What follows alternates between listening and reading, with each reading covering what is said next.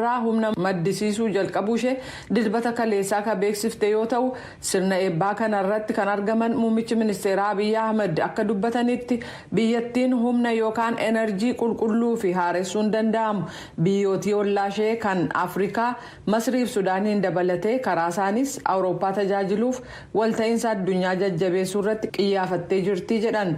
Walta'iinsa kutaa kan ilaaleen ennaa dubbatan Itoophiyaan bishaan laga Abbayyaa hojii misoomaa ka biroof kan hin gargaaramne ta'uu agarsiiftee jirti ka jedhan muummichi ministeeraa Abiy kunis bishaan kun guutee dhangala'uun hawaasaa fi biyyootii isaan gargaaraman akka hin miineef jedhan. Hidhi laga Abbayyaa ijaarame kun lafarraa hojjaansaa meetira 155 ta'e kun yeroo hojiinsaa xumuramutti ardii Afrikaa keessatti guddicha ta'uuf jira.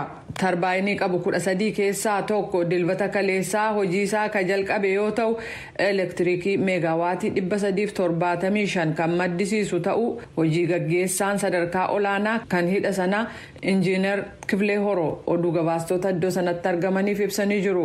Tarbaayiniin lammaffaan baatilee xiqqoo keessatti hojii yeroo jalqabu humni amma maddisiisaa jiru kun dachaan akka dabalu ibsameera. Ijaarsi piroojeektii doolaara biliyoona 5 baasisu kun bara 2021 ka jalqabame yoo ta'u innaa hojii isaa guutummaatti xumuru immoo humna elektiriikaa meegaawaatii 6,500 maddisiisuuf jira.